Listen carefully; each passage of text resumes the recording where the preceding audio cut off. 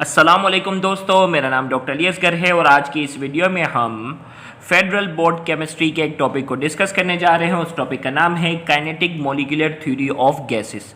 याद रहे, ये kinetic molecular theory of gases हम फेडरल बोर्ड की बुक से डिस्कस करने जा रहे हैं और ये एमडी के पॉइंट ऑफ व्यू से हम यहाँ इस लेक्चर को डिस्कस करने जा रहे हैं। तो आज के इस लेक्चर को शुरू करने से पहले आपसे एक मरतबा रिक्वेस्ट करेंगे कि अगर आपने अब तक हमारे इस चैनल को सब्सक्राइब नहीं किया, जो कि सिंध बोर्ड टीचिंग के नाम से है, तो काइंडली आज ही आप हमारे इस चैनल को सब्सक्राइब करें और साथ ही साथ बेल आइकन को लाजमी क्लिक करें ताकि हमारी अपलोड करता तमाम इंपॉर्टेंट वीडियोज़ की नोटिफिकेशन आपको रिसीव हो सके।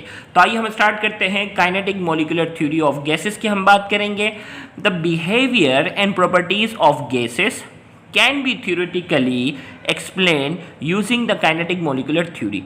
अब काइनेटिक मॉलिक्यूलर थ्योरी की मदद से हम क्या करने जा रहे हैं, बिहेवियर, गैसेस का बिहेवियर क्या होता है और गैसेस की प्रॉपर्टीज क्या होती हैं, हम काइनेटिक मॉलिक्यूलर थ्योरी से की मदद से हम इसको एक्सप्लेन करने जा रहे हैं। This theory is a model that explain the behaviour of gases using generalisation about random moving molecule within the gas.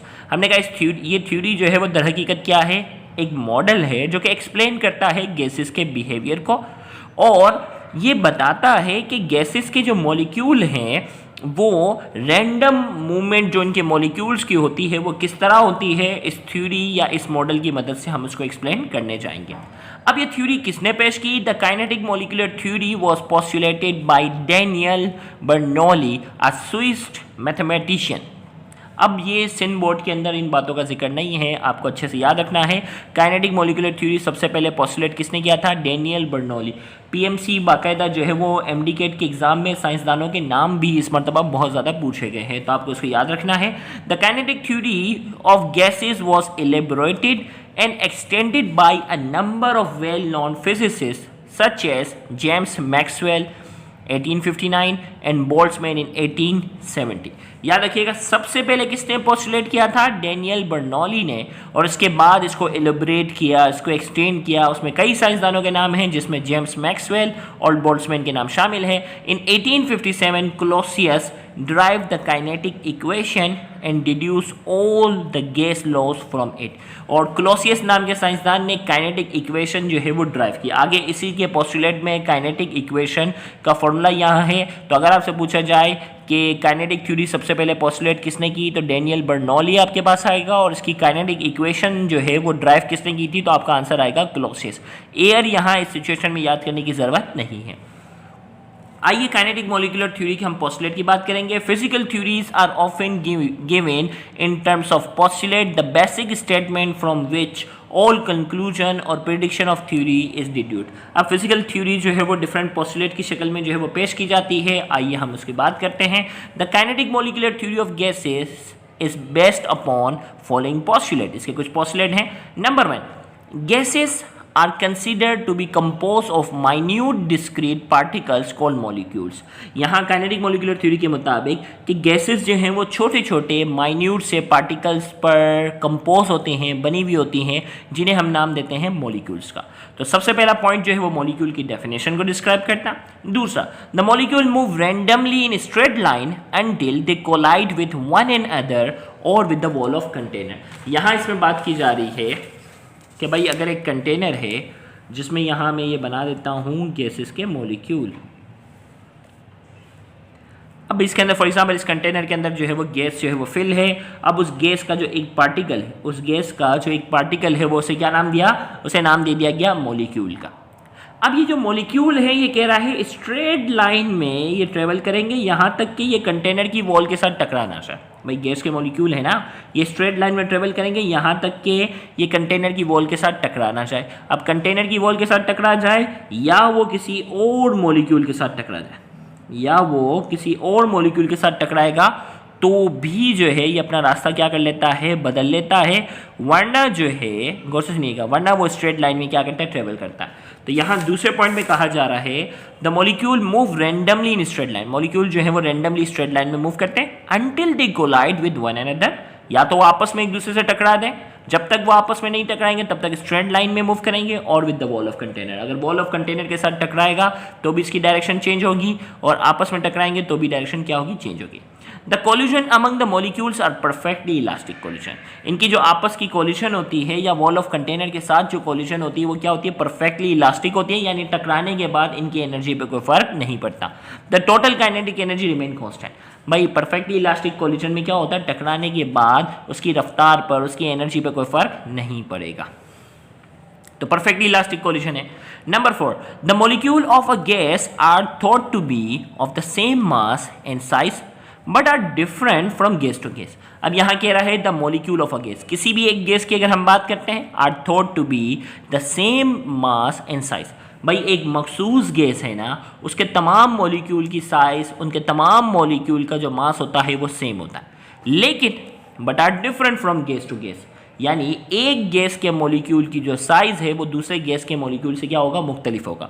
लेकिन अगर उस अपनी गैस की अगर बात की जाए, उस गैस के तमाम मॉलिक्यूल आपस में बराबर होंगे साइज के एतबार से। उस गैस के तमाम मॉलिक्यूल जो होंगे साइज के एतबार के साथ साथ उन तमाम गैस के मॉलिक्यूल जो हैं वो मास में भी क्या होंगे, बराबर होंगे। मिसाल के तौर पर एक गैस है हाइड्रोजन, तो हाइड्रोजन की जो तमाम मॉलिक्यूल्स होंगे उनके तमाम का मास जो होगा वो सेम होगा और साइज भी सेम होगी। लेकिन अगर हाइड्रोजन को अगर मैं ऑक्सीजन से कंपेयर कर देता हूं तो ऑक्सीजन के गैस के मॉलिक्यूल की साइज और जो उनका मास होगा वो हाइड्रोजन से मुख्तलिफ होगा। लेकिन अगर ऑक्सीजन के मॉलिक्यूल के आपस की अगर बात की जाए तो उनके तमाम मॉलिक्यूल की साइज और उनका मास जो होगा वो क्या होगा, सेम होगा। The pressure is produce due to the collision of the molecule. Pressure जो है वो कब प्रोड्यूस होता है, भाई कहते हैं ना गैस का प्रेशर, तो ये कह रहा है कि गैस का जो प्रेशर है, the pressure is produce due to the collision of the molecule. Molecules के कोलिजन, मॉलिक्यूल के टकराने की वजह से क्या होता है, प्रेशर क्रिएट होता है। Number 6, the average kinetic energy of a molecule is directly proportional to the absolute temperature. यहाँ ये कह रहा है कि किसी भी गैस के मॉलिक्यूल की जो एवरेज काइनेटिक एनर्जी होती है वो डायरेक्टली प्रोपोर्शनल किसके है, एब्सोल्यूट टेम्परेचर के। एब्सोल्यूट टेम्परेचर का मतलब है टेम्परेचर की वैल्यू किस में होनी चाहिए, केल्विन में।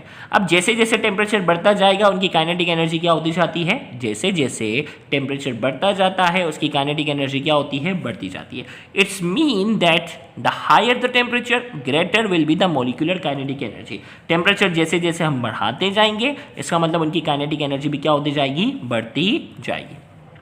Number 7, at relatively low pressure, the average distance between molecules are large as compared with the molecular diameter.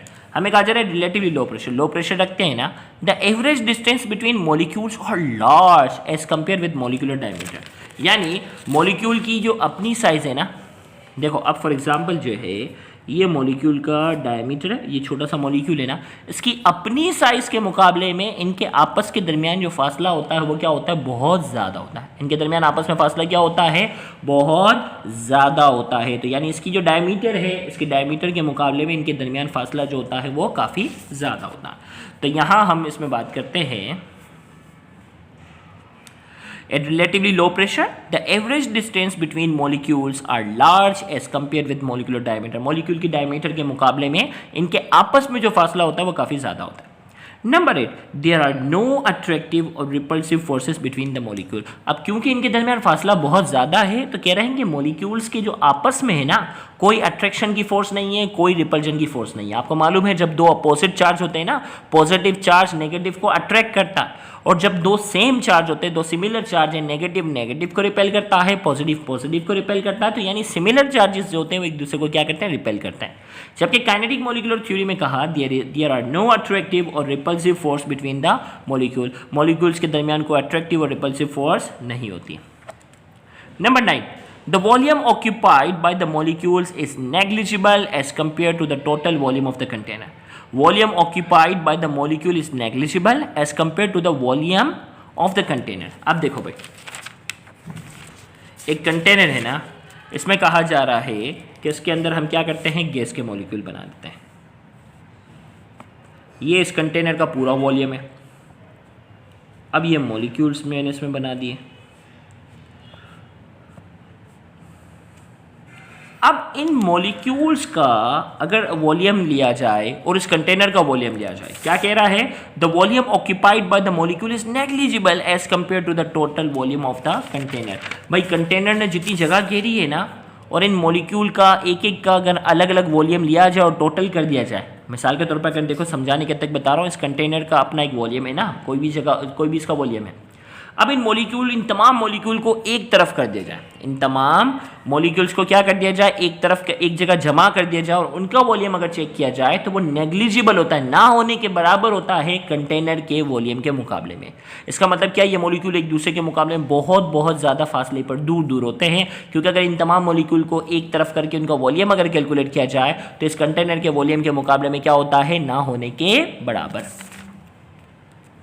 Next है R.J. Clausius deduced an equation for the pressure of an ideal gas from the postulate of kinetic theory। kinetic theory के postulate को मद्देनजर रखते हुए उन्होंने एक formula drive किया था। This equation is called kinetic equation. इस इक्वेशन को क्या कहते हैं, काइनेटिक इक्वेशन। और काइनेटिक इक्वेशन का फॉर्मूला है PV = 1/3 mnc²। तो ये आपके पास जो है ये फॉर्मूला है जिसमें c² जो है वो एवरेज वेलोसिटी को शो करता है। किसको शो करता है, एवरेज वेलोसिटी को शो करता है of the molecule of gases को।